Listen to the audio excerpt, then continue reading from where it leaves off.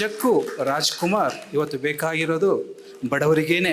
ಯಾರಿಗೆ ಬಡವರ ಬಗ್ಗೆ ಕಾಳಜಿ ಇದೆ ಅವ್ರಿಗೇನೆ ರಾಜ್ಕುಮಾರ್ ಬೇಕಾಗಿರೋದು, ಉದ್ಯಮದವರಿಗಲ್ಲ. ಎಲ್ರಿಗೂ ನಮಸ್ಕಾರ. ವೇದಿಕೆಯ ಮೇಲೆ ನನ್ನ ಇಷ್ಟದ ಲೇಖಕರು, ಕಾದಂಬರಿಕಾರ್ತಿ, ಕಲಾವಿದರು, ಪ್ರಕಾಶಕರು ಎಲ್ಲರೂ ಇದ್ದೀರಿ. ಸಭೆಯಲ್ಲಿ ನಿಮ್ಮನ್ನೆಲ್ಲ ನೋಡ್ತಾ ಇದ್ದರೆ ತಕ್ಷಣಕ್ಕೆ ನನಗೆ ಅನಿಸೋದು ಒಂದು ಬಡವರ ಮಕ್ಕಳ ಪ್ರತಿನಿಧಿಗಳು ಅಂತಲೇ ಅನ್ನಿಸ್ತಾ ಇದೆ. ಈ ಕಾರ್ಯಕ್ರಮದ ಒಂದು ಸಭಾಸದರನ್ನು ನೋಡಿದಾಗ ನಾನು ಈ ಕಾರ್ಯಕ್ರಮಕ್ಕೆ ಬರಬೇಕಾದ್ರೆ ಇಲ್ಲಿ ಗಾಂಧಿ ಭವನ ಇದೆಯಲ್ಲ ಇಲ್ಲಿ ಪಕ್ಕದಲ್ಲಿ, ಅದರ ಎದುರುಗಡೆ ಸಾಕಷ್ಟು ಒಂದು ಗುಂಪು ಸೇರಿತ್ತು. ಅಲ್ಲಿ ನಿರ್ಮಾಪಕರ ಸಂಘದ ಚುನಾವಣೆ ನಡೀತಾ ಇದೆ. ಬಹುಶಃ ಅಲ್ಲಿಯ ಚುನಾವಣೆಯಲ್ಲಿ ಇರುವಂತಹ ಅವರೆಲ್ಲರೂ ಸಿನಿಮಾಕ್ಕೆ ಸಂಬಂಧಪಟ್ಟಿರೋರೇ ಆಗಿರೋದ್ರಿಂದ ಅವರಲ್ಲಿ ಕೆಲವರಾದರೂ ಈ ಸಭೆಗೆ ಬರ್ಬೋದೇನೋ ಅಂತ ಅಂದ್ಕೊಂಡು ಬಂದೆ. ಆದರೆ ಆ ಯಾವ ಮುಖಗಳು ಇಲ್ಲಿ ಕಾಣಿಸ್ತಾ ಇಲ್ಲ. ಇದು ನನಗೆ ಹೇಗೆ ಅನ್ನಿಸ್ತಾ ಇದೆ ಅಂದರೆ ಒಂದು ರೀತಿಯ ಈ ಪುಸ್ತಕದ ಶೀರ್ಷಿಕೆಗೂ ಅದಕ್ಕೂ ಸಂಬಂಧ ಇದೆಯೇನೋ ಅಂತ ಈ ಕ್ಷಣಕ್ಕೆ ಅನ್ನಿಸ್ತಾ ಇದೆ. ಅಂದರೆ ನಿಜಕ್ಕೂ ರಾಜ್ಕುಮಾರ್ ಇವತ್ತು ಬೇಕಾಗಿರೋದು ಬಡವರಿಗೇನೆ. ಯಾರಿಗೆ ಬಡವರ ಬಗ್ಗೆ ಕಾಳಜಿ ಇದೆ ಅವ್ರಿಗೇನೆ ರಾಜ್ಕುಮಾರ್ ಬೇಕಾಗಿರೋದು, ಉದ್ಯಮದವರಿಗಲ್ಲ ಅಂತ. ಉದ್ಯಮದವರಿಗಲ್ಲ ಅನ್ನೋ ಮಾತನ್ನು ನಾನೊಂದು ಅಡಿಗೆರೆ ಹೇಳ್ತಾ ಇದ್ದೇನೆ. ಯಾಕೆಂದರೆ ಕನ್ನಡ ಸಿನಿಮಾಕ್ಕೆ ಸಂಬಂಧಪಟ್ಟಂತಹ ಎಲ್ಲ ಸ್ಮೃತಿಗಳನ್ನು, ಮುಖ್ಯವಾಗಿ ಇತಿಹಾಸವನ್ನು ಇದುವರೆಗೂ ಉಳಿಸ್ಕೊಂಡು ಬಂದಿರುವಂಥವರು ಪತ್ರಕರ್ತರೇ ಹೊರತು ಉದ್ಯಮದವರಲ್ಲ. ಅದು ಉದ್ಯಮದವರ ಬೆಂಬಲವನ್ನು ಕೂಡ ಕೊಟ್ಟಿರೋ ಉದಾಹರಣೆಗಳಿಲ್ಲ. ನಾನು ಈ ಮಾತನ್ನು ಯಾಕೆ ಹೇಳ್ತಿದ್ದೇನೆ, ಈ ಪುಸ್ತಕವನ್ನು ಅಧ್ಯಯನ ಕೃತಿಯನ್ನು ಬರೆದಂತಹ ಮಂಜುನಾಥ್ ಅದ್ದೇ ಕೂಡ ಪತ್ರಕರ್ತರೇ ಅನ್ನೋ ಕಾರಣಕ್ಕಾಗಿ ಈ ಸಂಗತಿಯನ್ನು ಇಲ್ಲಿ ಪ್ರಸ್ತಾಪಿಸ್ತಾ ಇದ್ದೇನೆ. ಕೊನೆಗೂ ಕನ್ನಡ ಸಿನಿಮಾದ ಇತಿಹಾಸ ಒಂದು ಮಟ್ಟಿಗೆ ಚಿದುರಿದಂತೆ ಉಳಿದಿರುವಂಥದ್ದು ಹಂಪಿ ವಿಶ್ವವಿದ್ಯಾಲಯದ ಪ್ರಕಟಣೆಯ ಕರ್ನಾಟಕ ಚಲನಚಿತ್ರ ಇತಿಹಾಸದಿಂದ ಹಿಡಿದು ಬಡವರ ರಾಜ್ಕುಮಾರ್ದವರೆಗೆ ಉಳಿದಿರುವಂಥದ್ದು ಪತ್ರಕರ್ತರೇ ಅನ್ನುವಂಥದ್ದನ್ನು ನಾನು ಓರ್ವ ಪತ್ರಕರ್ತನಾಗಿ ನಿಮ್ಮ ಗಮನಕ್ಕೆ ತರಲಿಕ್ಕೆ ಬಯಸ್ತೇನೆ. ಸ್ನೇಹಿತರೆ, ಒಬ್ಬ ವ್ಯಕ್ತಿಯನ್ನು ಅಥವಾ ವ್ಯಕ್ತಿತ್ವವನ್ನು, ಅವರ ಸಾಧನೆಯನ್ನು ಕೇಂದ್ರವಾಗಿಟ್ಕೊಂಡು ಕನ್ನಡದಲ್ಲಿ ಹೆಚ್ಚಿನ ಪುಸ್ತಕಗಳು ಯಾರ ಬಗ್ಗೆ ಆದರೂ ಬಂದಿದೆ ಅಂದರೆ ಅದು ನನ್ನ ತಿಳಿವಿನ ಪ್ರಕಾರ ರಾಜ್ಕುಮಾರ್ ಬಗ್ಗೆ ಅಂತ ಅನಿಸುತ್ತೆ. ವಿಮರ್ಶೆಗಳು ಬಂದಿರ್ಬೋದು ಕೃತಿಗಳ ಬಗ್ಗೆ ಸಂಬಂಧಪಟ್ಟ ಹಾಗೆ, ಆದರೆ ವ್ಯಕ್ತಿ ಕೇಂದ್ರಿತ ಕೃತಿಗಳು, ವ್ಯಕ್ತಿಯ ಬದುಕನ್ನು ಧ್ಯಾನಿಸಿರುವಂತಹ ಕೃತಿಗಳು, ರಾಜ್ಕುಮಾರ್ ಅವರ ಬಗ್ಗೆ ಬಂದಿರುವಷ್ಟು ಕೃತಿಗಳು ಬಹುಶಃ ಕರ್ನಾಟಕ ಸಂದರ್ಭದಲ್ಲಿ ಮಾತ್ರ ಅಲ್ಲ, ಇಡೀ ಭಾರತದ ಸಂದರ್ಭದಲ್ಲಿ ಕೂಡ ಇಂಥ ವ್ಯಕ್ತಿತ್ವಗಳು ಅಪರೂಪ ಅಂತ ಅನಿಸುತ್ತೆ ನನಗೆ. ಅದು ಸಿನಿಮಾಕ್ಕೆ ಸಂಬಂಧಪಟ್ಟ ಹಾಗೆ ಒಬ್ಬ ನಾಯಕ ನಟನ ಬಗ್ಗೆ ಇಷ್ಟೊಂದು ಕೃತಿಗಳು, ಇಷ್ಟೊಂದು ಅಧ್ಯಯನ ಇಡೀ ದೇಶದಲ್ಲಿ ಎಲ್ಲೂ ಆದಂತಿಲ್ಲ. ಅದು ಆ ಥರದ ವ್ಯಕ್ತಿತ್ವ ರಾಜ್ಕುಮಾರ್ ಅವ್ರದ್ದು. ಅಂದರೆ ಇದು ರಾಜ್ಕುಮಾರ್ ಈ ಕರ್ನಾಟಕವನ್ನು ಎಷ್ಟರ ಮಟ್ಟಿಗೆ ಆವರಿಸ್ಕೊಂಡಿದ್ದಾರೆ ಅನ್ನೋದನ್ನು ಸೂಚಿಸುತ್ತೆ ಅಂತ ನನಗೆ ಅನಿಸುತ್ತೆ. ಅದು ಆದರೆ ದುರದೃಷ್ಟವಶಾತ್ ರಾಜ್ಕುಮಾರ್ ಅವರ ಬಗ್ಗೆ ಬಂದಿರುವಂತಹ ಸಾಹಿತ್ಯ ಇದೆಯಲ್ಲ, ಕೃತಿಗಳಿದೆಯಲ್ಲ, ಅವುಗಳಲ್ಲಿ ಬಹಳಷ್ಟು ಕೃತಿಗಳು ಆರಾಧನೆಯ ನೆಲೆಗಟ್ಟಿನಿಂದ ಹೊರಗಡೆ ಬಂದೇ ಇಲ್ಲ. ಅದು ರಾಜ್ಕುಮಾರ್ ಅವರನ್ನು ವಸ್ತುನಿಷ್ಠವಾಗಿ ನೋಡುವಂತಹದ್ದು, ಅವರ ಸಿನಿಮಾಗಳ ಸಾಧ್ಯತೆಗಳನ್ನು ಚರ್ಚೆ ಮಾಡುವಂತಹ ಅಧ್ಯಯನಗಳು ಕನ್ನಡದಲ್ಲಿ ತೀರಾ ಅಪರೂಪ. ಬರ್ಗೂರು ರಾಮಚಂದ್ರಪ್ಪ ಅವರ ಜನಪದ ನಾಯಕ ರಾಜ್ಕುಮಾರ ಮತ್ತು ರುಕ್ಕೋಜಿಯವರ ಮಾಹಿತಿಗಳನ್ನು, ರಾಜ್ಕುಮಾರ್ ಬದುಕಿನ ಅಗಾಧ ಮಾಹಿತಿಗಳನ್ನು ಆಧರಿಸಿದಂತಹ ಸಂಪುಟಗಳು ಮತ್ತು ಪುಟ್ಟಸ್ವಾಮಿಯವರ ಕೆಲವು ಬರಹಗಳನ್ನು ಹೊರತುಪಡಿಸಿದರೆ ರಾಜ್ಕುಮಾರ್ ಅವರನ್ನು ವಸ್ತುನಿಷ್ಠವಾಗಿ ವಿಮರ್ಶಾತ್ಮಕವಾಗಿ ಅವರ ಕೊಡುಗೆಯನ್ನು ವಿಶ್ಲೇಷಣೆ ಮಾಡುವಂತಹ ಪುಸ್ತಕಗಳು ಕನ್ನಡದಲ್ಲಿ ಇಲ್ಲ. ಈ ನಿಟ್ಟಿನಲ್ಲಿ ಈ ಸಂಶೋಧನಾ ಕೃತಿ ಇದೆಯಲ್ಲ, ಇದು ರಾಜ್ಕುಮಾರ್ ಅವರ ಬಗ್ಗೆ ಮುಂದೆ ಆಗಬಹುದಾದ ಅನೇಕ ಅಧ್ಯಯನಗಳಿಗೆ ಒಂದು ರೀತಿಯ ಮುನ್ನುಡಿಯ ರೀತಿಯ ಕೃತಿ ಅಂತ ನಾನು ಭಾವಿಸ್ತೇನೆ. ಇದೊಂದು ಆರಂಭ ಬಿಂದು ಅಂತ ನಾನು ಭಾವಿಸ್ತೇನೆ. ಆ ಕಾರಣಕ್ಕೋಸ್ಕರ ಮಂಜುನಾಥ್ ಅದ್ದೇ ಅವರಿಗೆ ಅಭಿನಂದನೆಗಳನ್ನು ಹೇಳಲಿಕ್ಕೆ ಬಯಸ್ತೇನೆ. ಬಹುಶಃ ನನ್ನ ಮಾತುಗಳನ್ನು ಈ ಕೃತಿಯ ಶೀರ್ಷಿಕೆಯಿಂದನೇ ಆರಂಭಿಸ್ಬೋದು ಅಂತ ಅನಿಸುತ್ತೆ, ಬಡವರ ರಾಜ್ಕುಮಾರ್ ಅಂತ. ಇಲ್ಲೇನೇ ಒಂದು ವೈರುಧ್ಯ ಇದೆ. ಇದು ರಾಜ್ಕುಮಾರ್ ಇಡೀ ನಾಡಿಗೆ ಸಂಬಂಧಿಸಿದವರಲ್ವಾ. ಅವರು ಬಡವರಿಗೂ ಸೇರಿದವರು, ಶ್ರೀಮಂತರಿಗೂ ಸೇರಿದಂಥವರು, ಜಮೀನ್ದಾರರಿಗೂ ಸೇರಿದಂಥವರು, ಒಬ್ಬ ಬಡ ಕಾರ್ಮಿಕನಿಗೂ ಸೇರಿದಂಥವರು. ಇಂಥದ್ದೊಂದು ವ್ಯಕ್ತಿತ್ವವನ್ನು ಬಡವರ ರಾಜ್ಕುಮಾರ ಅಂತ ಕರೆದರೆ ರಾಜ್ಕುಮಾರ್ ವ್ಯಕ್ತಿತ್ವಕ್ಕೆ ಅಥವಾ ಸಾಧನೆಗೆ ಒಂದು ಚೌಕಟ್ಟು ಹಾಕಿದಂತೆ ಅಂತ ಅನಿಸುತ್ತಲ್ವ ಮೇಲ್ನೋಟಕ್ಕೆ ಅದು. ಆದರೆ ನಾನು ಈ ಶೀರ್ಷಿಕೆಯನ್ನು ಬೇರೆಯ ರೀತಿಯಲ್ಲಿ ಅರ್ಥ ಮಾಡಿಕೊಳ್ಳಿಕ್ಕೆ ಬಯಸ್ತೇನೆ. ಈ ಶೀರ್ಷಿಕೆಯ ಹಿಂದೆ ಒಂದು ತುಂಬ ಪ್ರಜ್ಞಾಪೂರ್ವಕವಾದ ಒಂದು ರಾಜಕೀಯ ಉದ್ದೇಶ ಮತ್ತು ಒಂದು ಸಾಮಾಜಿಕ ಉದ್ದೇಶ ತೀರ್ಮಾನ ಇದೆ ಅಂತ ನಾನು ಭಾವಿಸ್ತೇನೆ. ಅದು ಒಂದು ಸಂಗತಿಯನ್ನು ನಾವು ಗಮನಿಸಬೇಕು. ಅದು ಉದಾಹರಣೆಗೆ ಈ ಬಡವರ ರಾಜಕುಮಾರ ಅನ್ನುವ ಶೀರ್ಷಿಕೆ ಶ್ರೀಮಂತರ ರಾಜಕುಮಾರ ಅಂತ ಇತ್ತು ಅಂತ ಅಂದ್ಕೊಳ್ಳಿ ಒಂದು ಕ್ಷಣಕ್ಕೆ. ಅದು ಶ್ರೀಮಂತರ ರಾಜಕುಮಾರ ಯಾವತ್ತಿಗೂ ಕೂಡ ಬಡವರ ಕೇರಿಗೆ ಬರಲಿಕ್ಕೆ ಸಾಧ್ಯ ಇಲ್ಲ ಅನ್ನುವಂಥ ಒಂದು ವಾಸ್ತವವನ್ನು ನಾವು ಗಮನಿಸಬೇಕು. ಆದರೆ ಬಡವರ ರಾಜಕುಮಾರ ಕೇರಿಗೆ ಸಹಜವಾಗಿ ಹೋಗೋ ಸಾಧ್ಯತೆ ಇದೆ ಊರು ಕೇರಿಗಳಿಗೆ. ಅದೇ ಕಾಲಕ್ಕೆ ಶ್ರೀಮಂತರ ಮನಸ್ಸುಗಳಿಗೆ ಕೂಡ ಸಲ್ಲಲಿಕ್ಕೆ ಸಾಧ್ಯ ಇದೆ ಅನ್ನುವಂಥದ್ದು ನಿಟ್ಟಿನಲ್ಲಿ ಈ ಶೀರ್ಷಿಕೆ ಒಂದು ಅರ್ಥಪೂರ್ಣವಾದ ಧ್ವನಿಪೂರ್ಣವಾದ ಶೀರ್ಷಿಕೆ ಅಂತ ನಾನು ಭಾವಿಸ್ತೇನೆ.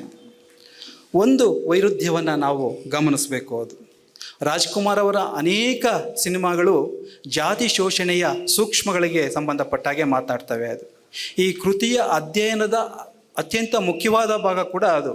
ರಾಜ್ಕುಮಾರ್ ಅವರ ಯಾವ ಸಿನಿಮಾಗಳು ಜಾತಿ ದೌರ್ಜನ್ಯಗಳ ವಿರುದ್ಧ ಮಾತಾಡ್ತವೆ ಮತ್ತು ಒಂದು ಅತ್ಯಂತ ನಿರ್ಲಕ್ಷಿತ ಸಮುದಾಯ ಇದೆಯಲ್ಲ ಅವರ ಆತ್ಮಘನತೆಯ ಬಗ್ಗೆ ಆತ್ಮವಿಶ್ವಾಸವನ್ನು ತುಂಬುವ ನಿಟ್ಟಿನಲ್ಲಿ ಕೆಲಸ ಮಾಡಿದ್ದಾವೆ ಅನ್ನುವಂಥದ್ದನ್ನು ಈ ಕೃತಿ ಪ್ರಮುಖವಾಗಿ ಚರ್ಚೆ ಮಾಡುತ್ತೆ. ಅದು ಇಲ್ಲಿನ ವೈರುಧ್ಯ ಏನು ಅಂತ ಅಂದರೆ ರಾಜ್ಕುಮಾರ್ ಅವರ ಸಿನಿಮಾಗಳು ಯಾವುದನ್ನು ವಿರೋಧಿಸ್ತಾರೆ, ಆ ಶೋಷಣೆಯ ಭಾಗ ಆಗಿರುವಂತಹ ಸಿರಿವಂತರಿದ್ದಾರಲ್ಲ ಅಥವಾ ಜಮೀನ್ದಾರರಿದ್ದಾರಲ್ಲ ಅವರು ಕೂಡ ರಾಜ್ಕುಮಾರ್ ಅವರನ್ನು ಪ್ರೀತಿಸ್ತಾ ಇದ್ದರು ಅಂತ. ಇದು ಕರ್ನಾಟಕದ ಒಂದು ಸಾಂಸ್ಕೃತಿಕ ಚರಿತ್ರೆಯಲ್ಲಿ ಒಂದು ವಿಶೇಷವಾದ ಸಂಗತಿ ಅಂತ ನನಗೆ ಅನಿಸುತ್ತೆ. ಇವತ್ತಿನ ಒಂದು ಸ್ಪಷ್ಟವಾಗಿ ಗೆರೆ ಎಳೆದಂತಹ ಗುಂಪುಗಳಿದೆಯಲ್ಲ, ಇವರು ನಿಮ್ಮವರು ನಮ್ಗೆ ಸಂಬಂಧಪಟ್ಟವರಲ್ಲ, ನಾವು ಇಂಥದನ್ನು ಓದ್ತೇವೆ, ಇಂಥವ್ರ ಜೊತೆ ಅಷ್ಟೇ ಗುರುತಿಸ್ಕೋತೇವೆ ಅಂತ. ಈ ಎಲ್ಲ ಚೌಕಟ್ಟುಗಳನ್ನು ದಾಟಿದಂತಹ ಒಬ್ಬ ನಾಯಕ ಈ ನಾಡಲ್ಲಿ ಇದ್ದರೆ ಅದು ರಾಜ್ಕುಮಾರ್ ಮಾತ್ರ ಅಂತ ನನಗೆ ಯಾವಾಗಲೂ ಅನಿಸುತ್ತೆ. ರಾಜ್ಕುಮಾರ್ ಸಿನಿಮಾಗಳ ಉದಾಹರಣೆಯಿಂದನೇ ಇದನ್ನು ನೋಡ್ಲಿಕ್ಕೆ ಸಾಧ್ಯ ಇದೆ ಅಂತ ಅನಿಸುತ್ತೆ. ನೀವು ಬಂಗಾರದ ಮನುಷ್ಯದ ರಾಚೂಟಪ್ಪನ ಪಾತ್ರ ಇರ್ಬೋದು, ಜಮೀನ್ದಾರನ ಪಾತ್ರ ಇರ್ಬೋದು. ಕಾಮನಬಿಲ್ಲು ಸಿನಿಮಾದಲ್ಲಿ ಒಬ್ಬ ದೊಡ್ಡ ಗೌಡ, ಇಬ್ಬರು ಗೌಡರು ದೊಡ್ಡ ಗೌಡ ಇರ್ಬೋದು. ಈ ಜಮೀನ್ದಾರರು ಗೌಡರಿದ್ದಾರಲ್ಲ, ಇವರು ವ್ಯಕ್ತಿಗಳಾಗಿ ಒಳ್ಳೆಯವರಾಗಿದ್ದರೂ ಕೂಡ ಅವರ ಒಳ್ಳೆಯತನದ ಅಭಿವ್ಯಕ್ತಿಗೆ ಇನ್ನೊಬ್ಬ ನಾಯಕನೇ ಬೇಕು. ರಾಜೀವನಂತ ನಾಯಕ ಬೇಕು ಅಥವಾ ಸೂರ್ಯನಾರಾಯಣನಂತ ಒಬ್ಬ ನಾಯಕ ಬೇಕು.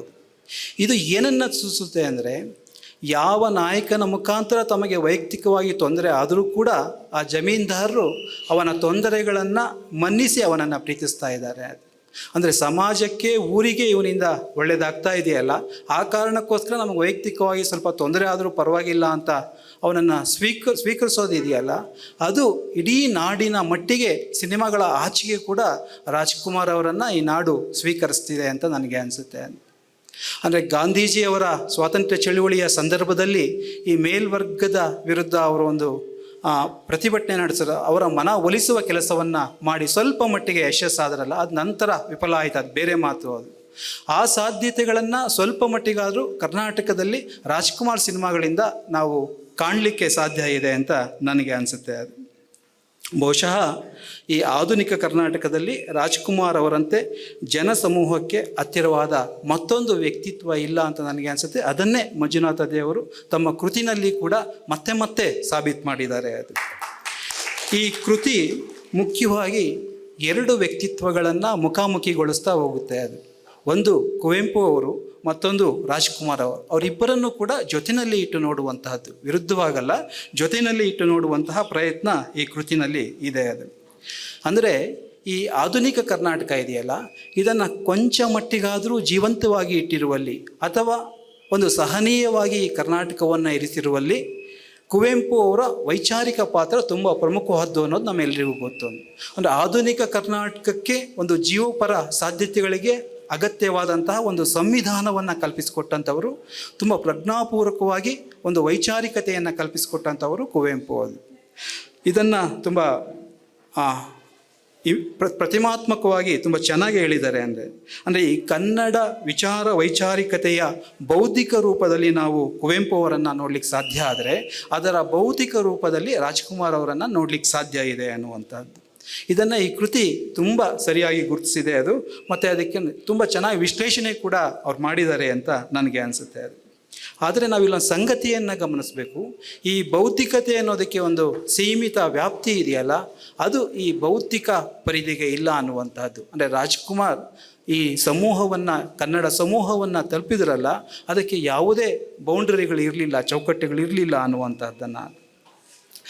ಈ ಮಂಜುನಾಥ ದೇವರು ಕುವೆಂಪು ಮತ್ತು ರಾಜ್ಕುಮಾರ್ ಅವರನ್ನು ಒಟ್ಟಿಗೆ ನೋಡುವ ಒಂದು ಪ್ರಮೇಯ ಇದೆಯಲ್ಲ, ನಾನು ಇದನ್ನು ಒಟ್ಟಾರೆ ಕನ್ನಡ ಸಂದರ್ಭದಲ್ಲಿ, ಕನ್ನಡ ಸಾಂಸ್ಕೃತಿಕ ಇತಿಹಾಸ ಸಂದರ್ಭದಲ್ಲಿ ಒಂಚೂರು ಕೊಂಚ ವಿಸ್ತರಿಸಿ ನೋಡಲಿಕ್ಕೆ ಬಯಸ್ತೇನೆ.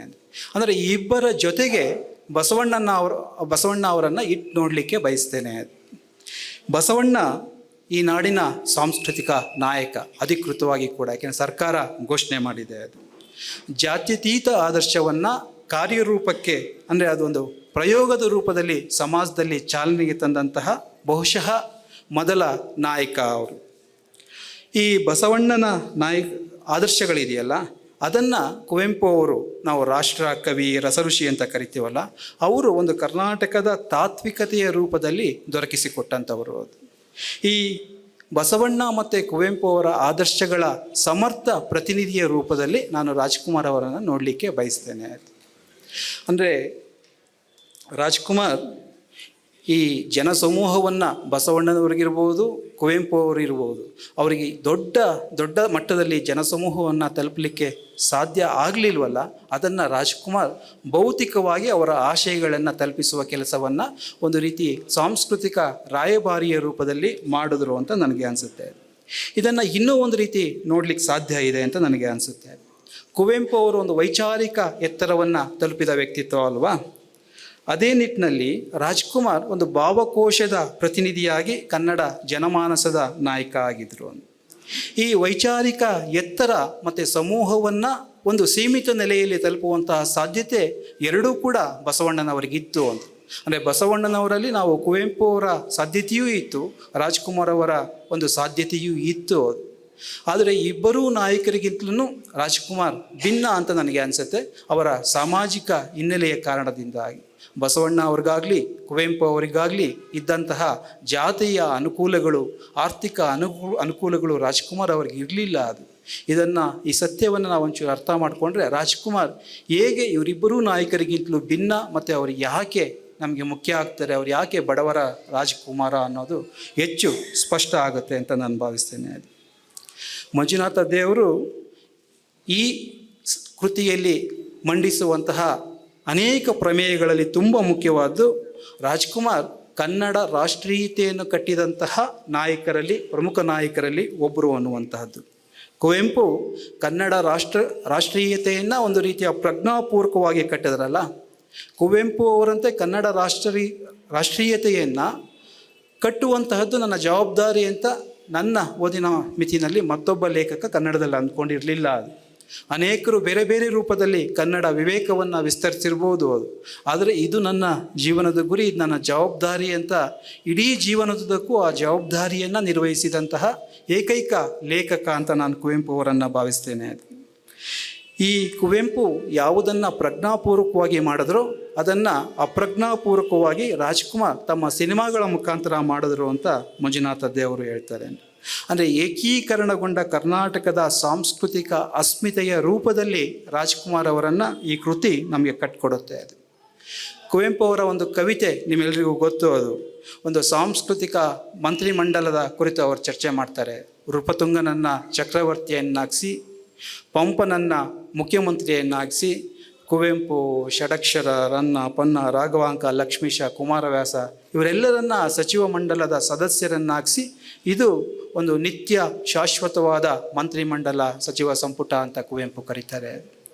ಈ ಮಂತ್ರಿಮಂಡಲವನ್ನು ಮಂಜುನಾಥ ದೇವರು ಇವತ್ತಿನ ಸಂದರ್ಭದಲ್ಲಿ ಪುನರ್ರಚನೆ ಮಾಡಿದ್ದಾರೆ ಅಂತ ನನಗೆ ಅನಿಸುತ್ತೆ. ಅದ್ರ ಪ್ರಸ್ತಾಪ ಮಾಡ್ತಾರೆ ಅವರು ಇವತ್ತಿನ ಸಾಂಸ್ಕೃತಿಕ ಸಂಪುಟದಲ್ಲಿ ಕುವೆಂಪು ಅವರಿದ್ದಾರೆ, ಬೇಂದ್ರೆ ಇದ್ದಾರೆ, ಕಾರಂತರಿದ್ದಾರೆ, ಗಂಗೂಬಾಯಿ ಇದ್ದಾರೆ. ನಾವು ಹೆಸರುಗಳನ್ನು ಗಮನಿಸಬೇಕು, ಬೇರೆ ಬೇರೆ ಕ್ಷೇತ್ರಗಳ ಗಂಗೂಬಾಯಿ ಇದ್ದಾರೆ, ಮಲ್ಲಿಕಾರ್ಜುನ್ ಮನಸೂರರಿದ್ದಾರೆ, ಅನಿಲ್ ಕುಂಬಳೆ ಇದ್ದಾರೆ, ರಾಹುಲ್ ದ್ರಾವಿಡ್ ಇದ್ದಾರೆ.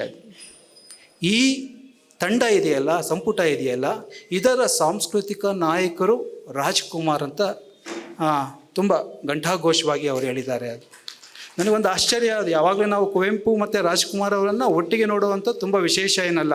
ಕನ್ನಡದ ಅನೇಕ ಲೇಖಕರು ಇದನ್ನು ಮಾಡಿದ್ದಾರೆ. ಅದು ಆದರೆ ಒಂದು ನೆಲೆಗಟ್ಟಿನಲ್ಲಿ ಕುವೆಂಪು ಅವರನ್ನು ಮೀರಿ ರಾಜ್ಕುಮಾರ್ ಅವರ ವ್ಯಕ್ತಿತ್ವ ಅಥವಾ ಒಂದು ವರ್ಚಸ್ಸು ಇತ್ತು ಅನ್ನುವಂತಹದ್ದನ್ನು ತುಂಬ ಸ್ಪಷ್ಟವಾಗಿ ಅವರು ಈ ಪ್ರಮೇಯದಲ್ಲಿ ಹೇಳಿದ್ದಾರೆ ಅಂತ ನನಗೆ ಅನಿಸುತ್ತೆ. ಅದು ಕುವೆಂಪು ವೈಚಾರಿಕವಾಗಿ ಎಷ್ಟೇ ದೊಡ್ಡ ಎತ್ತರವನ್ನು ಏರಿದರೂ ಕೂಡ, ಅವರ ವಿವೇಕ ಇವತ್ತಿನ ಕರ್ನಾಟಕದಲ್ಲಿ ಪಸರಿಸಿದರೂ ಕೂಡ, ಜನಸಾಮಾನ್ಯರ ನೆಲೆಗಟ್ಟಿನಲ್ಲಿ ಜನಪದರ ನಾಯಕನಾಗಿ ರಾಜ್ಕುಮಾರ್ ಏರಿದಂತಹ ಎತ್ತರವನ್ನು ಮತ್ತೆ ಯಾರಿಗೂ ಏರಲಿಕ್ಕೆ ಸಾಧ್ಯ ಆಗಿಲ್ಲ ಅನ್ನುವಂಥದ್ದನ್ನು ನಾವು ಗಮನಿಸಬೇಕು. ನಾನು ಮತ್ತೆ ಈ ಸಾಂಸ್ಕೃತಿಕ ವ್ಯಕ್ತಿತ್ವಗಳ ನಡುವಿನ ಒಂದು ತುಲನೆಯನ್ನು ಮಾಡಲಿಕ್ಕೆ ಬಯಸ್ತೇನೆ. ಅದು ಬಸವಣ್ಣನವರ ಮುಖ್ಯ 2 ಸಾಧನೆಗಳು ನಮ್ಮೆಲ್ಲರಿಗೂ ಗೊತ್ತು. ಒಂದು ಜಾತಿ ಶ್ರೇಣೀಕರಣವನ್ನು ವಿರೋಧ ಮಾಡಿದ್ದು, ಮತ್ತು ಕಾಯಕ ತತ್ವದ ಪ್ರತಿಪಾದನೆ, ಕಾಯಕವೇ ಕೈಲಾಸ ಅನ್ನುವಂಥ ಒಂದು ಪ್ರತಿಪಾದನೆ. ಅದು ಈ ಎರಡನ್ನೂ ಕೂಡ ರಾಜ್ಕುಮಾರ್ ಅವರ ಸಿನಿಮಾಗಳಲ್ಲಿ ನಾವು ಗುರುತಿಸಲಿಕ್ಕೆ ಸಾಧ್ಯ ಇದೆ, ಮತ್ತು ಅದನ್ನು ಗುರುತಿಸಿದ್ದಾರೆ ಮಂಜುನಾಥ ದೇವರು. ಈ ಕೃತಿ ಮತ್ತೆ ಮತ್ತೆ ಹೇಳುವಂತಹ 2 ಸಂಗತಿಗಳು ಈ ಬಸವಣ್ಣನವರ ಆದರ್ಶಗಳನ್ನು ನೆನಪಿಸುವಂತಹ ಸಂಗತಿಗಳೇ ಆಗಿರೋದನ್ನು ನಾವು ಗಮನಿಸಬೇಕು. ಮೊದಲನೇದು, ರಾಜ್ಕುಮಾರ್ ತಮ್ಮ ಸಿನಿಮಾಗಳಲ್ಲಿ ಸದಾ ನಿರ್ಲಕ್ಷಿತ ಸಮುದಾಯ, ವರ್ಗ, ಜಾತಿಗಳನ್ನು ಪ್ರತಿನಿಧಿಸುವಂತಹ ಪಾತ್ರಗಳಲ್ಲಿ ನಟಿಸಿದರು ಅನ್ನುವಂಥದ್ದು. ಹಿರಿಯರಿಗೆ ಮತ್ತು ಮಹಿಳೆಯರಿಗೆ ಗೌರವವನ್ನು ಕೊಡುವಂತಹ ಪಾತ್ರಗಳನ್ನು ಪ್ರತಿನಿಧಿಸಿದರು ಅನ್ನುವಂಥದ್ದು. ಎರಡನೇದು, ವಿವಿಧ ಸಮುದಾಯಗಳನ್ನು ಪ್ರತಿನಿಧಿಸುವ ಪಾತ್ರಗಳಲ್ಲಿ ಅವರು ನಟಿಸಿದ್ರಲ್ಲ, ಕಮ್ಮಾರ ಇರ್ಬೋದು, ಕುಂಬಾರ ಇರ್ಬೋದು, ಚಮ್ಮಾರ ಇರ್ಬೋದು, ನೇಕಾರ ಇರ್ಬೋದು, ಕುರಿಗಾಹಿ ಇರ್ಬೋದು, ರೈತ, ಕಾರ್ಮಿಕ, ಹೋಟೆಲ್ ಸಪ್ಲೈಯರ್, ವ್ಯಾಪಾರಿ, ಹೀಗೆ ಎಲ್ಲ ಸಮುದಾಯಗಳು ಕೂಡ ಇವ ನಮ್ಮವ ಅಂತ ಗುರುತಿಸ್ಕೊಳ್ಳಿಕ್ಕೆ ಸಾಧ್ಯ ಆಗುವಂತಹ ಪಾತ್ರಗಳಲ್ಲಿ ನಟಿಸಿದ್ರಲ್ಲ, ಅದು ಕೂಡ ಒಂದು ದೊಡ್ಡ ಸಾಧ್ಯತೆ. ಅಂದರೆ ಯಾವುದು ಕನಿಷ್ಠ ವೃತ್ತಿ ಅಂತ ಈ ಸಮಾಜದ ಮುಖ್ಯವಾಹಿನಿ ಭಾವಿಸಿತ್ತು, ಇಲ್ಲ, ಇಲ್ಲಿ ಈ ಸಮಾಜದಲ್ಲಿ ಯಾವುದೂ ಕನಿಷ್ಠ ಅಲ್ಲ, ಇಲ್ಲಿ ಯಾರೂ ಅಮುಖ್ಯರಲ್ಲ, ಯಾರೂ ಮುಖ್ಯರಲ್ಲ ಅನ್ನುವಂಥ ಒಂದು ಕುವೆಂಪು ಆಶಯವನ್ನು, ಬಸವಣ್ಣರ ಒಂದು ಕಾಯಕ ಪ್ರಜ್ಞೆಯನ್ನು ಕೂಡ ರಾಜ್ಕುಮಾರ್ ಸಿನಿಮಾ ಪಾತ್ರಗಳು ನಿರ್ವಹಿಸಿದ್ದನ್ನು ನಾವು ಗಮನಿಸಬೇಕು. ಅಂದರೆ ಏಕಕಾಲಕ್ಕೆ ಒಂದು ಕಾಯಕ ಪ್ರಜ್ಞೆಯನ್ನು ಮತ್ತು ಕಾಯಕದ ಕಸುಬಿನ ಘನತೆಯನ್ನು ಎತ್ತಿ ಹಿಡಿಯೋದರ ಜೊತೆಗೆ ದುರ್ಬಲ ಸಮುದಾಯಗಳಿಗೆ ಒಂದು ಆತ್ಮಗೌರವವನ್ನು ತರುವ ಕೆಲಸವನ್ನು, ಆತ್ಮವಿಶ್ವಾಸ ಮೂಡಿಸುವಂತಹ ಕೆಲಸವನ್ನು ರಾಜ್ಕುಮಾರ್ ಸಿನಿಮಾಗಳು ಮಾಡಿದ್ದು ನಾವೆಲ್ಲರೂ ಗೊತ್ತು, ನಮ್ಮೆಲ್ಲರಿಗೂ. ಇದನ್ನು ಅನೇಕ ರೀತಿಗಳಲ್ಲಿ ರುಜುವಾತುಪಡಿಸಲಿಕ್ಕೆ ಮಂಜುನಾಥ ದೇವರು ಪ್ರಯತ್ನ ಪಟ್ಟಿದ್ದಾರೆ. ಅದು ರಾಜ್ಕುಮಾರ್ ಅವರ ಸಾಂಸ್ಕೃತಿಕ ವ್ಯಕ್ತಿತ್ವವನ್ನು ಆಧುನಿಕ ಕರ್ನಾಟಕದ ಕಲ್ಚರಲ್ ಐಕಾನ್ಗಳ ಜೊತೆ ಹೋಲಿಸಿ ನೋಡುವಂತಹ ಪ್ರಯತ್ನ ಮಾಡಿದ್ದಾರೆ. BM ಶ್ರೀ ಅವರಿರ್ಬೋದು, ಚಿದಾನಂದ ಮೂರ್ತಿ ಇರ್ಬೋದು, ಆಲೂರು ವೆಂಕಟರಾವ್ ಅವರಿರ್ಬೋದು. ಈ ಪ್ರಯತ್ನ ನನ್ನ ಮಟ್ಟಿಗೆ ಅದು ತುಂಬ ಮುಖ್ಯವಾದ್ದು ಅಂತ ನನಗೆ ಅನಿಸಲ್ಲ. ಅದು ಅಗತ್ಯವ ಇಲ್ಲದೆ ಇರುವಂಥ ಪ್ರಯತ್ನ. ಯಾಕೆಂದರೆ ಒಬ್ಬ ವ್ಯಕ್ತಿಯನ್ನು ನೀವು ಈಗಾಗಲೇ ಕುವೆಂಪು ಜೊತೆ ಸಮೀಕರಿಸಿ, ಕುವೆಂಪು ಸಾಧ್ಯತೆಗಳಿಗಿಂತಲೂ ಹೆಚ್ಚು ಸಾಧ್ಯತೆಗಳು ರಾಜ್ಕುಮಾರ್ ವರ್ಚಸ್ಸಿಗೆ ಇತ್ತು ಅಂತ ನೀವು ರುಜುವಾತು ಪಡಿಸಿದ ಮೇಲೆ ಮತ್ತೆ ಬೇರೆ ಲೇಖಕರ ಜೊತೆ ಹೋಲಿಸುವಂತಹ ಪ್ರಮೇಯವೇ ಇಲ್ಲ, ಅದು ಅಗತ್ಯ ಇರಲಿಲ್ಲ ಅಂತ ಒಂದು ಏಕಕಾಲಕ್ಕೆ ಹಿಮಾಲಯದ ಜೊತೆ ನೀವು ಕಂಪೇರ್ ಮಾಡಿದ ಮೇಲೆ ಮತ್ತೆ ಇನ್ನೊಂದು ಶ್ರೇಣಿಯ ಜೊತೆ ಹೋಲಿಕೆಯ ಅಗತ್ಯನೇ ಇರಲಿಲ್ಲ. ಆದರೆ ಈ ಸಮಕಾಲೀನ ಲೆಜೆಂಡ್ಗಳ ಹೋಲಿಕೆಯ ಮುಖಾಂತರ ರಾಜ್ಕುಮಾರ್ ವ್ಯಕ್ತಿತ್ವ ಮತ್ತು ಸಾಧನೆ ಮತ್ತಷ್ಟು ಸಹೃದಯರಿಗೆ ಸ್ಫುಟ ಆಗ್ತಾ ಹೋಗುತ್ತೆ ಅಂತ ನನಗೆ ಅನಿಸುತ್ತೆ. ಅದರಲ್ಲಿ ಇನ್ನೂ ಹೆಚ್ಚು ಪರಿಣಾಮಕಾರಿಯಾಗಿರುವಂಥದ್ದು ರಾಜ್ಕುಮಾರ್ ಸಮಕಾಲೀನರಿದ್ರಲ್ಲ ನೆರೆ ಭಾಷೆಗಳಲ್ಲಿ. ತಮಿಳಲ್ಲಿ MGR ಇದ್ದರು, ಶಿವಾಜಿ ಗಣೇಶನ್ ಇದ್ದರು, ತೆಲುಗುನಲ್ಲಿ ನಾಗೇಶ್ವರ ರಾವ್ ಇದ್ದರು, NT ರಾಮರಾವ್ ಅವರಿದ್ದರು. ಅವರೆಲ್ಲರಿಗಿಂತಲೂ ರಾಜ್ಕುಮಾರ್ ಹೇಗೆ ಭಿನ್ನವಾಗಿದ್ದರು ಅಂತ, ನಟನೆ ಮತ್ತು ವ್ಯಕ್ತಿತ್ವದಲ್ಲಿ ಎರಡರಲ್ಲೂ ಹೇಗೆ ಭಿನ್ನವಾಗಿದ್ದರು ಅನ್ನುವಂಥದ್ದನ್ನು ಈ ಕೃತಿ ಅನೇಕ ಉದಾಹರಣೆಗಳ ಮುಖಾಂತರ ನಮ್ಮ ಗಮನಕ್ಕೆ ತರುತ್ತೆ. ಅದು ಒಂದೆರಡು ಪ್ರಸಂಗಗಳನ್ನು ನೆನಪಿಸ್ಕೊಳ್ಳಿಕ್ಕೆ ನಾನು ಬಯಸ್ತೇನೆ. ಅದು ಜೀವನ ಚೈತ್ರ ಸಿನಿಮಾದ ಒಂದು ಪ್ರಸಂಗವನ್ನು ಈ ಪುಸ್ತಕ ದಾಖಲಿಸುತ್ತೆ. ಜೀವನ ಚೈತ್ರ ಸಿನಿಮಾದ ಬಗ್ಗೆ ಆ ಕಥೆಯನ್ನು ಕೇಳಿದ ಶಿವಾಜಿ ಗಣೇಶನ್ ಅವರಿಗೆ ನಾನು ಆ ಕಥೆಯನ್ನು ತಮಿಳಲ್ಲಿ ತರಬೇಕು ಅಂತ ಆಸೆಯಾಗಿ ಆ ಸಿನಿಮಾವನ್ನು ನೋಡ್ತಾರೆ. ಆ ಸಿನಿಮಾವನ್ನು ನೋಡಿದ ನಂತರ ಅವರು ಒಂದು ಮಾತನ್ನು ಹೇಳ್ತಾರೆ, ನಾನು ಪ್ರತಿದಿನ ಸಂಜೆ ಮದ್ಯಪಾನ ಮಾಡ್ತೇನೆ, ಬಾಟಲ್ಗಳನ್ನು ಓಪನ್ ಮಾಡ್ತೇನೆ. ಇಂಥ ಒಬ್ಬ ವ್ಯಕ್ತಿ ಮದ್ಯಪಾನವನ್ನು ವಿರೋಧಿಸುವಂತಹ ಸಿನಿಮಾದಲ್ಲಿ ಅಭಿನಯಿಸಿದರೆ ಜನ ನಗ್ತಾರೆ, ನಾನು ಈ ಸಿನಿಮಾ ಮಾಡಲ್ಲ, ಅದು ನನಗೆ ಹೊಂದಲ್ಲ ಅಂತ ಬಿಟ್ಬಿಟ್ರು ಅನ್ನುವಂಥ ಒಂದು ಸಂಗತಿಯನ್ನು ತರ್ತಾರೆ. ಇದು ಇವತ್ತಿನ ಸಂದರ್ಭದಲ್ಲಿ ತುಂಬ ವಿಶೇಷವಾದ ಮಾತು ಅಂತ ನನಗೆ ಅನಿಸುತ್ತೆ. ಅಷ್ಟು ಮಾತ್ರ ಅಲ್ಲ, ಇದೇ ರಾಜ್ಕುಮಾರ್ ಜೀವನ ಚೈತ್ರ ಚಿತ್ರದಲ್ಲಿ ಮದ್ಯಪಾನ ನಿಷೇಧದ ಸಂದೇಶವನ್ನು ಸಮಾಜಕ್ಕೆ ಕೊಡ್ತಾರಲ್ಲ, ಅದರ ಪರಿಣಾಮ ಅನೇಕ ಊರುಗಳಲ್ಲಿ ಆದದ್ದನ್ನು ಕೂಡ ನಾವು ಪತ್ರಿಕಾ ವರದಿಗಳಲ್ಲಿ ಗಮನಿಸಿದ್ದೇವೆ. ಅದೇ ಸಂದರ್ಭದಲ್ಲಿ ಅವರಿಗೆ ಒಂದು ಡಿಸ್ಟಿಲರಿಯ ಉದ್ಘಾಟನೆಯ ಒಂದು ಆಹ್ವಾನ ಬರುತ್ತೆ, ಮತ್ತು ಉದ್ಘಾಟನೆ ಮಾಡಬೇಕು ಅಂತ ಒತ್ತಾಯಗಳು ಕೂಡ ಬರುತ್ತೆ. ಅದು ಉದ್ಘಾಟನೆ ಮಾಡಿದರೆ ತಪ್ಪೇನೂ ಆಗ್ತಾ ಇರಲಿಲ್ಲ.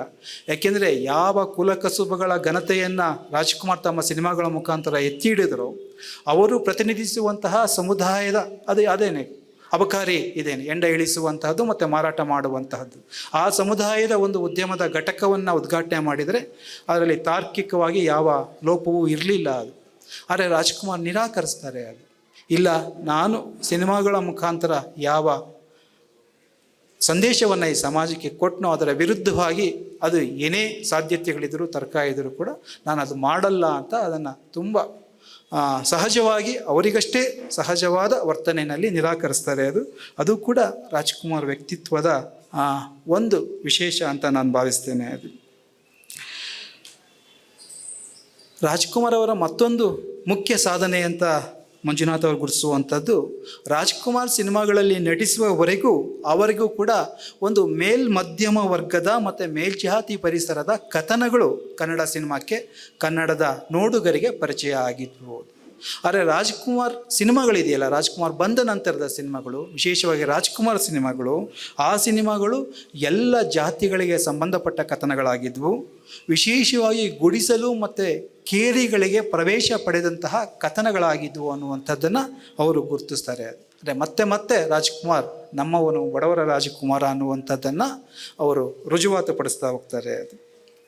ಇದನ್ನು ಅವರು ಅನೇಕ ಹೇಳಿಕೆಗಳ ಮುಖಾಂತರ ಅವ್ರು ನಿರೂಪಿಸ್ತಾ ಹೋಗ್ತಾರೆ. ಅದರಲ್ಲಿ ನನಗೆ ತುಂಬ ಮುಖ್ಯ ಅಂತ ಅನಿಸಿದ್ದು KY ನಾರಾಯಣ ಸ್ವಾಮಿ ಅವರ ಒಂದು ಮಾತು, ಅದು ಈ ಪುಸ್ತಕದಲ್ಲಿ ಉಲ್ಲೇಖ ಆಗಿದೆ. ಅವರು ಈ ರಾಜ್ಕುಮಾರ್ ಸಿನಿಮಾಗಳಿದೆಯಲ್ಲ, ಅದು ಕನ್ನಡದ ಬದುಕಿಗೆ ಸಂದಂತಹ ಸಾಂಸ್ಕೃತಿಕ ವಿಲ್ಲುಗಳು ಅನ್ನುವಂಥ ಒಂದು ಮಾತನ್ನು ಹೇಳ್ತಾರೆ. ಅದು ನನಗೆ ತುಂಬ ಮುಖ್ಯವಾದ ಮಾತು. ನಾವು ರಾಜ್ಕುಮಾರ್ ಅವರನ್ನು, ಅವರ ಸಿನಿಮಾಗಳನ್ನು ಹೇಗೆ ನೋಡಬೇಕು ಅನ್ನೋದಕ್ಕೆ ಒಂದು ತೋರು ಬೆಳ್ಳಿನ ರೂಪದ ಮಾತು ಅಂತ ನನಗೆ ಅನಿಸುತ್ತೆ. ಅದು ಅಂದರೆ ರಾಜ್ಕುಮಾರ್ ವ್ಯಕ್ತಿತ್ವ ಕೇವಲ ಸಿನಿಮಾದ ಮುಖಾಂತರ ಸಿನಿಮಾಕ್ಕಷ್ಟೇ ಸೀಮಿತವಾದಂತಹ ಆದರ್ಶ ಆಗಿರಲಿಲ್ಲ. ಅದು ನಡೆ ಮತ್ತು ನುಡಿ ಎರಡರಲ್ಲೂ ಕೂಡ ರಾಜ್ಕುಮಾರ್ ಅಭಿನ್ನವಾಗಿದ್ದರು ಅನ್ನುವಂಥದ್ದನ್ನು ಅವರು ಅನೇಕ ಉದಾಹರಣೆಗಳ ಮುಖಾಂತರ ಈ ಕೃತಿ ನಿರೂಪಿಸ್ತಾ ಹೋಗುತ್ತೆ. ದಾರಿ ತಪ್ಪಿದ ಮಗ ಸಿನಿಮಾದ ಒಂದು ಸಂಭಾಷಣೆಯನ್ನು ಇಲ್ಲಿ ದಾಖಲು ಮಾಡಿದ್ದಾರೆ ಅವರು.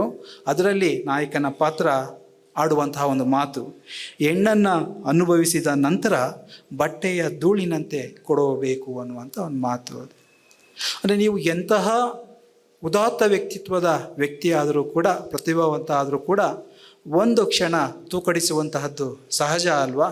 ಆ ಥರ ತೂಕಡಿಸಿದ ಸಂದರ್ಭದಲ್ಲಿ ಬಂದಿರುವಂಥ ಸಂಭಾಷಣೆ ಇರಬಹುದು ಇದು ಅಂತ ನಾನು ಭಾವಿಸ್ತೇನೆ. ಅದು ಆದರೆ ಆ ಸಂಭಾಷಣೆಗೆ ಎದುರಾದಂತಹ ಪ್ರತಿಕ್ರಿಯೆಗಳು ಅಥವಾ ಟೀಕೆ ಟಿಪ್ಪಣಿಗಳನ್ನು ಗಮನಿಸಿದ ರಾಜ್ಕುಮಾರ್ ಎಷ್ಟು ಗಂಭೀರವಾಗಿ ತಗೊಂಡ್ರು ಅಂದರೆ, ನಂತರದ ಅವರ ಯಾವ ಸಿನಿಮಾಗಳಲ್ಲಿ ಕೂಡ ಇಂಥ ಇನ್ನೊಂದು ಮಾತನ್ನು ನಾವು ಕೇಳಲಿಕ್ಕೆ ನೋಡಲಿಕ್ಕೆ ಸಾಧ್ಯ ಇಲ್ಲ.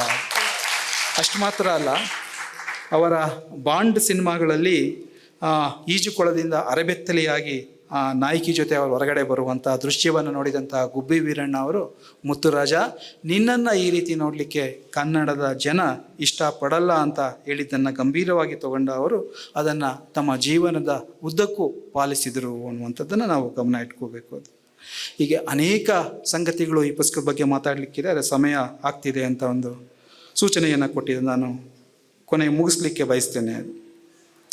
ಈ ಕೃತಿಯನ್ನು ಓದಿದ ನಂತರ ನನಗೆ ಒಳೆದದ್ದು, ನಾವು ಸಾಮಾನ್ಯವಾಗಿ ಕನ್ನಡದ ವಿವೇಕದ ಬಗ್ಗೆ ಮತ್ತೆ ಮಾತಾಡ್ತಾ ಇರ್ತೇವೆ. ಕವಿರಾಜ ಮಾರ್ಗಕಾರ ಪಂಪನಿಂದ ಹಿಡಿದು ಕುವೆಂಪು ಅವರವರೆಗೆ ಒಂದು ಕನ್ನಡ ವಿವೇಕ ಪರಂಪರೆಯನ್ನು ಗುರುತಿಸ್ತೇವೆ. ಅಂದರೆ ಕನ್ನಡ ವಿವೇಕ ಪರಂಪರೆ ಅಂದರೆ ಅದನ್ನು ನಾವು ಸಾಹಿತ್ಯದ ನೆಲೆಗಟ್ಟಿನಲ್ಲಿ ಗುರುತಿಸುವಂತಹ ಕೆಲಸ ಮಾಡ್ತೇವೆ. ಆದರೆ ಈ ಕೃತಿಯನ್ನು ಓದಿದ ನಂತರ ನನಗೆ ಅನಿಸಿದ್ದು, ಇಷ್ಟೇ ಮುಖ್ಯವಾದ್ದು ಅಥವಾ ಇದಕ್ಕಿಂತಲೂ ಮುಖ್ಯವಾದ್ದು ಒಂದು ಜನಪದರ ಒಂದು ವಿವೇಕ ಪರಂಪರೆ ನಮ್ಮಲ್ಲಿ ಇದೆ ಅಲ್ವಾ, ಅದು ನಾವು ಅದನ್ನು ನಿರ್ಲಕ್ಷ್ಯ ಮಾಡಿದ್ದೀವಿ ಅಲ್ವಾ. ಅದು ಆ ಜನಪದ ವಿವೇಕ ಪರಂಪರೆಯ ಅತ್ಯುತ್ತಮ ಪ್ರತಿನಿಧಿ ರಾಜ್ಕುಮಾರ್ ಅಂತ ನನಗೆ ಅನಿಸುತ್ತೆ. ಆ ಮಾತನ್ನು ಸಮರ್ಥನೀಯ ರೂಪದಲ್ಲಿ ಈ ಪುಸ್ತಕ ಮತ್ತೆ ಮತ್ತೆ ನಮ್ಮ ಗಮನಕ್ಕೆ ತರುತ್ತೆ ಅಂತ ನನಗೆ ಅನಿಸುತ್ತೆ. ಇಷ್ಟು ಹೇಳಿದ ನಂತರ ಒಂದೆರಡು ಈ ಕೃತಿಯ ಬಗ್ಗೆ ಇರುವಂತಹ ಸಮಸ್ಯೆಗಳನ್ನು ಕೂಡ ನಾನು ಹೇಳಬೇಕು. ಅದನ್ನು ಸಲಹೆ ರೂಪದಲ್ಲಿ ಅವರು ಪರಿಗಣಿಸಬೇಕು ಅಂತ ನಾನು ಕೋರ್ಕೋತೇನೆ. ಒಂದು, ಆಕಾರಗಳನ್ನು ಸೂಚಿಸುವಂಥ ಸಂದರ್ಭದಲ್ಲಿ ನೂರಾರು ಆಕಾರಗಳು ಈ ಕೃತಿನಲ್ಲಿ ಹಾಸುಹೊಕ್ಕಾಗಿದ್ದಾವೆ.